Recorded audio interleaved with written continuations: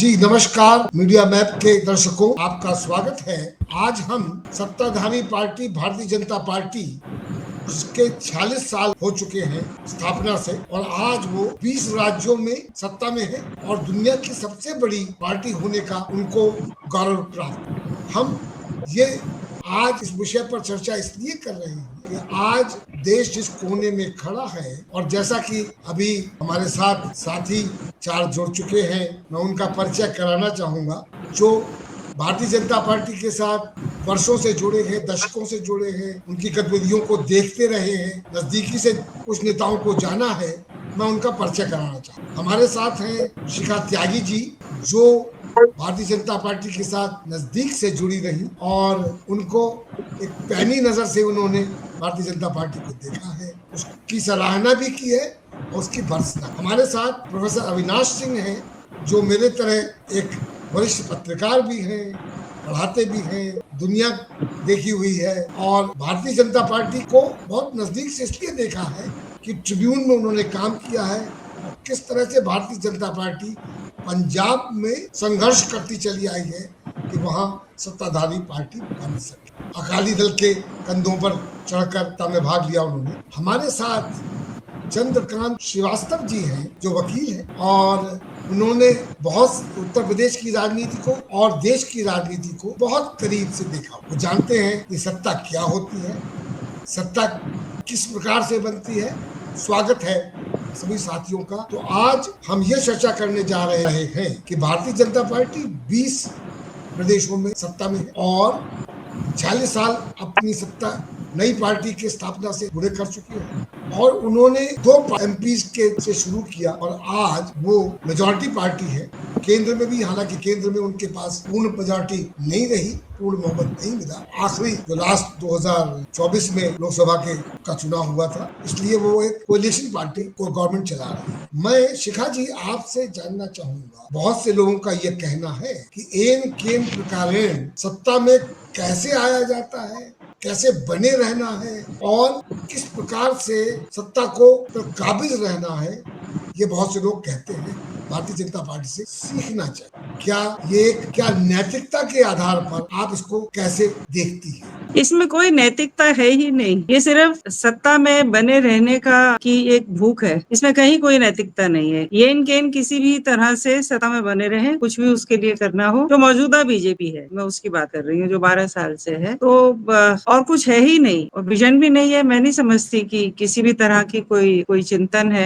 है तो वो एक अलग ही तरह का है, जो आम जनमानस का नहीं है, जनमानस से बहुत दूर है। कई बार ऐसा भी लगता है कि बार बार जीत रहे हैं तो खाली इंस्टीट्यूशनल बॉडीज के बूते पे तो नहीं जीत रहे, लोग वोट देते हैं, तो क्या मालूम कि लोग ऐसा ही चाहते रहे हो और अब उन्हें आवाज मिल गई ऐसा कहने की। तो कुल मिला के ये हमारे देश की नैतिकता पे भी रिफ्लेक्शन डालता है। तो देखिए, अगर सत्ता मॉरल कंपास से अलग हट जाए प्रोफेसर अविनाश सिंह जी, तो उसका क्या हर्ष होता है, ये हमको जानना चाहिए। प्रोफेसर अविनाश सिंह जी, आपका क्या कहना है? बहुत सीधी बात है सब। शिखा जी ने कहा कि नैतिकता रही नहीं है, और मेरा ख्याल है शिखा जी ने त्याग कर दिया है, क्योंकि आपने कहा बीजेपी को क्लोजली बीजेपी से जुड़े हुए थे, तो त्यागी हैं तो त्याग कर दिया है। लेकिन देश में चारों तरफ एक बात है सर कि आप SIR करवाते हैं, पहले जो सवा साल का प्रोसेस होता था उसको आप 15 दिन में करना चाहते हैं, और सडनली आपको कुछ जगह पे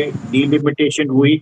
असम में बहुत क्लियर है। उनमें आपने क्या किया, कहीं ना कहीं हमारे पास एक है कि क्या साहब हम फ्री एंड फेयर पोल देख रहे हैं इसमें, क्योंकि शिखा जी ने बहुत क्लियरली कहा यहाँ तो जनता चाहने लग गई है, भाई हमें अधिकार मिला है, इसी अधिकार में हम रहना चाहते हैं। या फिर ऐसा है कि हमने चंडीगढ़ में देखा था मेयर पोल में, हमने हरियाणा में, मैं आपको एक छोटा सा किस्सा जरूर जल्दी से बताना चाहूंगा कि एक बीजेपी के सदस्य दोस्त थे पुराने MLA, अब वो कुछ 100 वोटों से जीते तो उनका फोन आया, यार चेक कर दो, मुझे तो नहीं पता क्योंकि दोबारा रिकाउंटिंग भी हो रही है। वो खुद नहीं मान रहे थे कि वो जीत सकते हैं, लेकिन जीते। महाराष्ट्र में हमें पता है कि प्री पोल में किस तरह की हवा थी, यहाँ हमने बिहार में देखा है, ये सब जगह, और अभी अभी बंगाल में, सब जगह एक चीज है भाई, यहाँ तो दुनिया एक तरफ चली गई है, या फिर कहीं ना कहीं कुछ तो माजरा है कि आप एनमास, आपने कहा 20 स्टेट्स में आ गए हैं, तो फिर तो जो आप चाहते थे कि कांग्रेस में भारत, वो अगर ऑलमोस्ट नहीं है तो 29 में हो जाएगा। लेकिन हम सिर्फ इतना कहना चाहते हैं कि क्या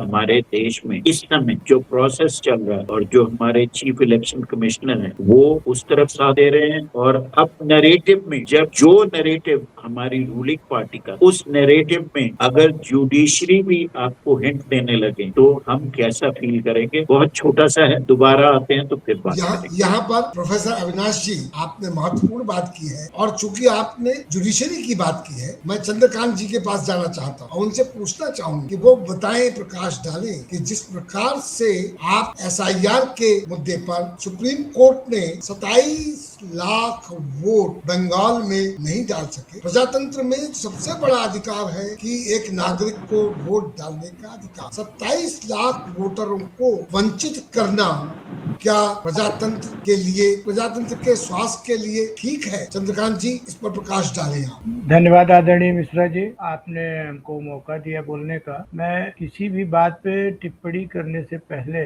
आपने कहा कि 20 राज्यों में भाजपा कायम है किसी न किसी रूप, और आप एक प्रख्यात पत्रकार हैं, आप ये भी देखते होंगे कि सारे के सारे लोग आयातित, वो चाहे भाजपा के चीफ मिनिस्टर आज कहला रहे हों, लेकिन वह किसी न किसी दूसरी पार्टियों से आए। तो शिखा जी ने अभी कहा कि ये वो वाली भाजपा नहीं है, ये वो वाला चिंतन नहीं है, और सब कुछ परिवर्तन की ओर है। यहाँ पे हमें एक बड़ा प्यारा रहीम दास जी का सूत्र बहुत पहले उन्होंने दे दिया था, और वो मुझे याद आ रहा है, रहीमन एक साधे सब सधे और सब साधे सब जाए, रहीमन मूल ही सींचियो फूल ही फल अघाए। तो इसका व्याख्या करने की आवश्यकता नहीं है, आप लोग पुराने हैं, समझदार हैं। जो वृक्ष अपनी जड़ों से जुड़े रहते हैं ये सबको पता है, और शिखा जी अभी बाग के आम की बात कर रहे हैं। तो हम अगर अपने उन वृक्षों के जड़ों को पोषित करते हैं तो परिणाम स्वरूप वृक्ष फलने फूलने लगते हैं, और वृक्ष को फलता फूलता देख हम फलों और फूलों की चाहत में वृक्ष की जड़ को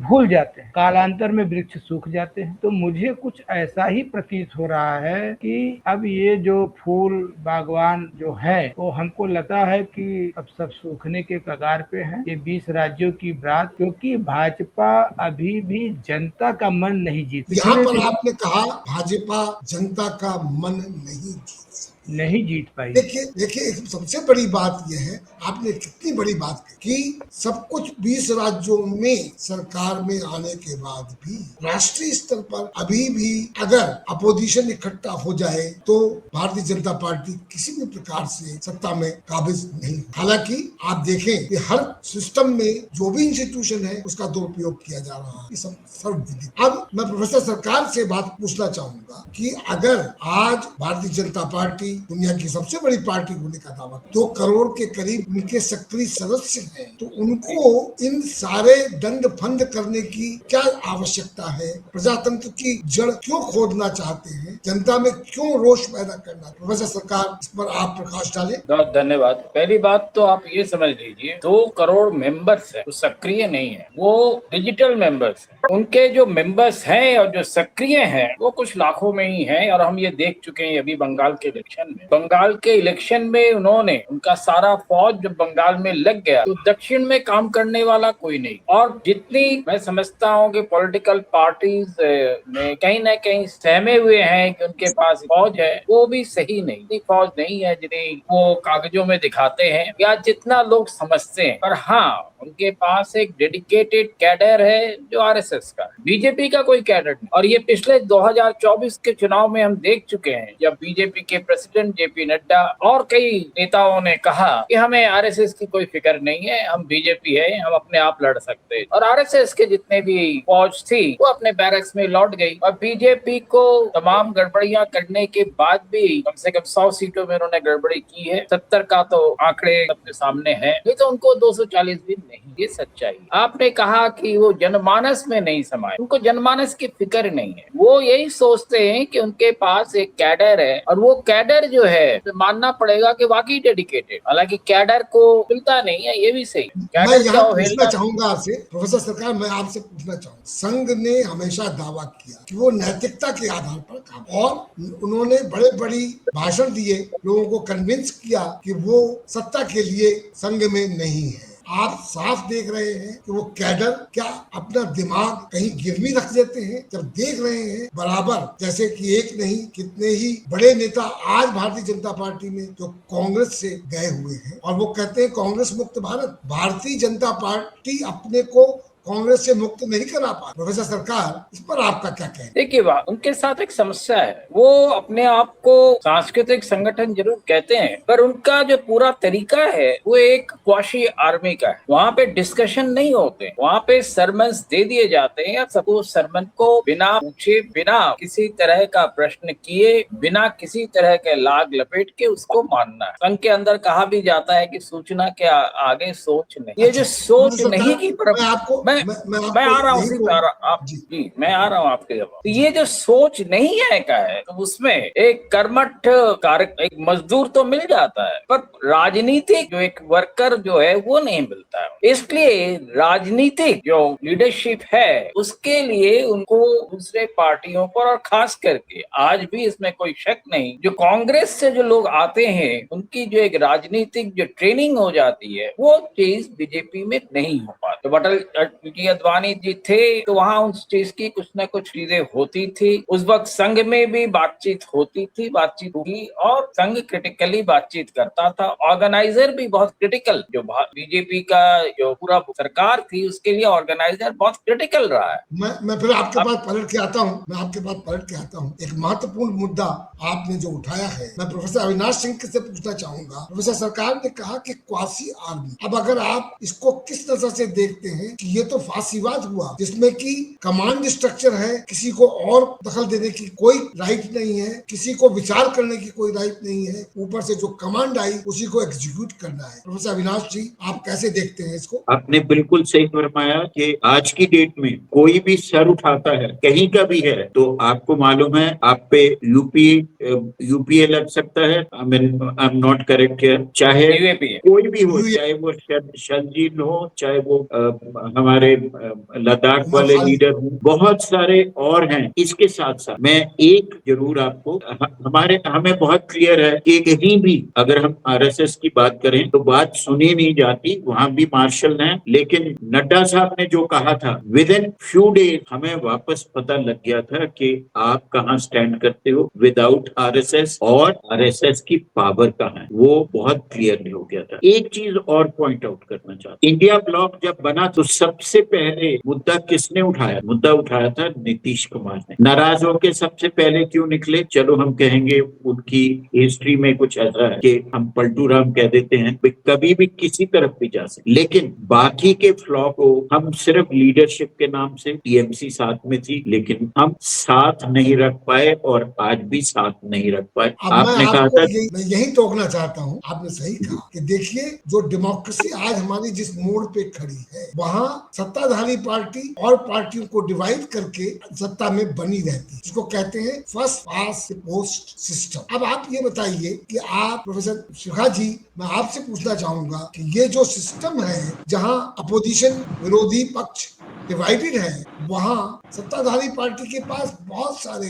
हथियार हैं जो उनको डिवाइडेड रख सकते। शिखा जी, आपका इस पर क्या कहना? मेरा इस पर मानना है कि हम बजाय विपक्ष को जोड़ने की बात करने के जो नेशनल पार्टी है, क्योंकि जो कांग्रेस एंड बीजेपी इस समय दो नेशनल पार्टीज हैं। कम्युनिस्ट ऑलमोस्ट एक स्टेट तक कन्फाइंड रह गए हैं, बाकी सब रीजनल पार्टीज हैं। रीजनल पार्टीज में किसी में नेशनल पर्सपेक्टिव या विजन नहीं होता, उनकी समझ भी नहीं होती। तो बीजेपी जो कह रही है, जो कर रही है कि धीरे धीरे रीजनल पार्टीज को खत्म कर रही है, एक तरह से वो बड़ा अच्छा भी है। कांग्रेस लेकिन उस अपॉर्चुनिटी को कैच नहीं कर रही। कांग्रेस अगर अपना संगठन पे ध्यान दे तो ये ऑपोजिशन के लिए बहुत अच्छी अपॉर्चुनिटी है मेरे विचार से।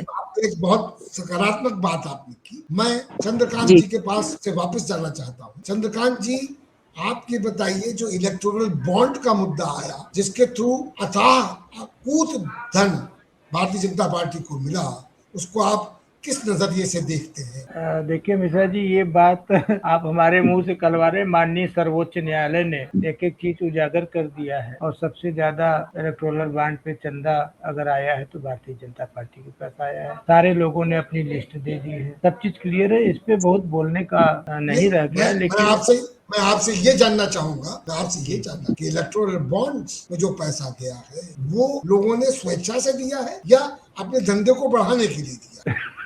आप जो है उस चीज को फिर से मुद्दा उखाड़ना चाहते हैं। मैं थोड़ा सा एक महत्वपूर्ण बात जो है उस पे आना चाहता हूँ। इलेक्टोरल बॉन्ड देखिए, सब चीजें ब्लैक एंड व्हाइट है, सब ओपन हो गया है, माननीय न्यायालय का निर्णय आ गया है। और जो बात आप कह रहे हैं वो बिल्कुल सही है कि रूलिंग पार्टी को लोग ज्यादा चंदा देते हैं, कहीं ना कहीं उनका लाभ निहित होता है। मैं बात करना चाहता हूं कि जो सबसे ज्यादा आज महत्वपूर्ण है वह है दमनकारी नीति। हम जो बात करना चाह रहे हैं, जिस बात पे आज हम लोग इकट्ठा हुए हैं, जो बात हम लोग कर रहे हैं, मूल मुद्दा यही है कि अक्सर लोग काले दिन की याद करते हैं, इमरजेंसी। उससे भी अगर गहरी कोई बात याद करता है तो अंग्रेजों की दमन नीति यही थी ना, कि लोगों को जेल में डाल दिया जाए, लोगों को चरित्र हनन कर दिया जाए, आम लोगों को दबा के रखा जाए। यह जो दमनकारी नीति है, इमरजेंसी से और अंग्रेजी राज से भी बदतर स्थिति इस समय चल रही है कि अगर आप बोलेंगे तो आपको चुप करा दिया जाएगा,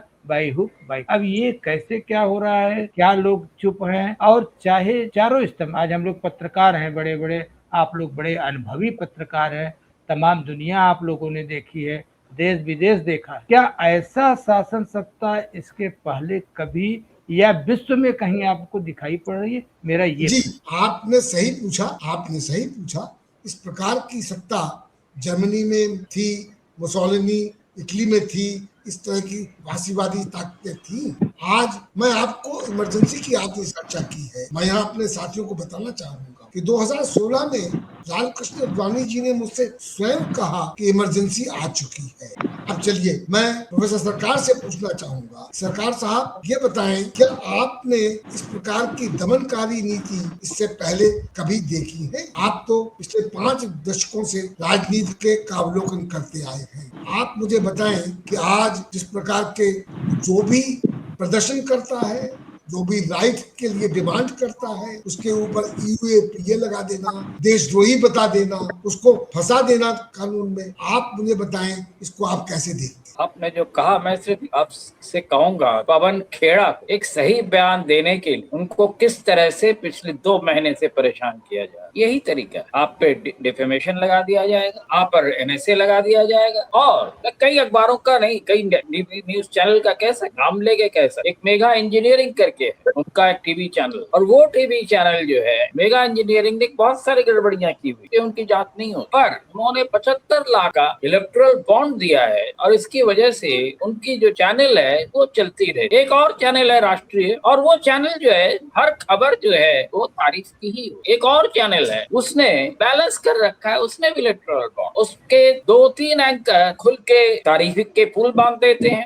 पर एक उन्होंने नया एंकर न्यूज 24 से लिया है, वो बहुत क्रिटिकल है। इसके अलावा एक चैनल था एनडीटीवी, उसको 10 साल तक उसको परेशान किया गया, और उसके बाद किसी एक ने उसको अदानी जी ने खरीद लिया। तो हर तरह से कैसे खबरों को ट्विस्ट करना है, इसमें जो है ये तंत्र बहुत माहिर। और खबर का मतलब सिर्फ वही है जो इनके लिए बात करे, नहीं तो तमाम ऐसे अखबार हैं जिनके पास संपादकों के पास तरह तरह के फोन पहुंच जाते हैं और उनको कह दिया जाता है आप फलाने लेखक का कुछ नहीं लेंगे, अगर आपने लिया तो आपका अखबार बंद करा दे। देखिए, ये बात आपने बिल्कुल सही कही प्रोफेसर सरकार, क्योंकि समय कम रह रहा है तो मैं सिर्फ इतना ही कहना चाहूंगा कि आखिरी 2 मिनट में प्रोफेसर अविनाश सिंह जी आप बताएं, क्या इसी प्रकार से शासन चलता रहेगा या कोई उम्मीद आप देखते हैं आगे आने वाले समय में? आपने बहुत सही फरमाया। देखिए, इसको इनडायरेक्टली हम डंडे का जोर या ईडी का जोर या सीबीआई का जोर कह सकते हैं, लेकिन उसके साथ साथ देखिए ये जोर चले तो हमें पता है इलेक्टोरल बॉन्ड में क्या क्या हुआ। डंडे के जोर से हुआ,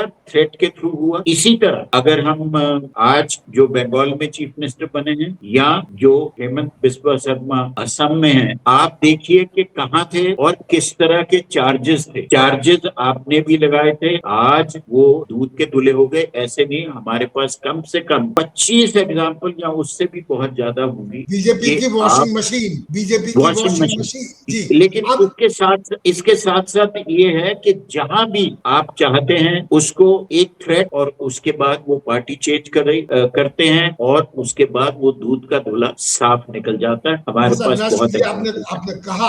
अब शिखा जी आप ये बताइए कि इस तरह नैतिक पतन के साथ ये कब तक इस प्रकार से शासन में बने रहेंगे? मैंने आपसे जानना चाहूंगा कि जिस प्रकार से ये सत्ता में बने हुए हैं, क्या ये जनता कभी उठ खड़ी होगी? नहीं, थोड़ी सुगबुगाहट तो मैं यहाँ यूपी में सुन रही हूँ, और थोड़ी नहीं, अच्छी खासी सुगबुगाहट है। दिक्कत सिर्फ ये है कि सुगबुगाहट है वो, लेकिन ऑप्शन नहीं दिखाई दे रहा। सपा और बसपा दोनों जातिवादी पार्टी हैं, तो उनकी जाति के अलावा बाकी लोग जो है वो कांग्रेस को चाह रहे हैं, मगर कांग्रेस कहीं दूर दूर तक नहीं है यहाँ पर। ये दुर्भाग्य है हमारा। तो सुगबुगाहट लेकिन है, सुगबुगाहट अच्छी खासी हो रही है। तो इसका मतलब ये कि भारतीय जनता पार्टी के सामने बड़ी चुनौतियां खड़ी हो रही और हाँ, उनके लिए अच्छा एक चीज और भी है, उनकी इंटरनल पॉलिटिक्स भी ऐसी है कि वो नहीं चाहते कि योगी जी इस बार जीतें, और योगी जी पूरी कोशिश में लग रहे हैं कि वो गुजराती टीम को डिफीट करके अपना वर्चस्व बनाकर रखें। चलिए, आपके मुंह में घी। तो अंदरूनी लड़ाई भी बहुत चल रही है। मैं यही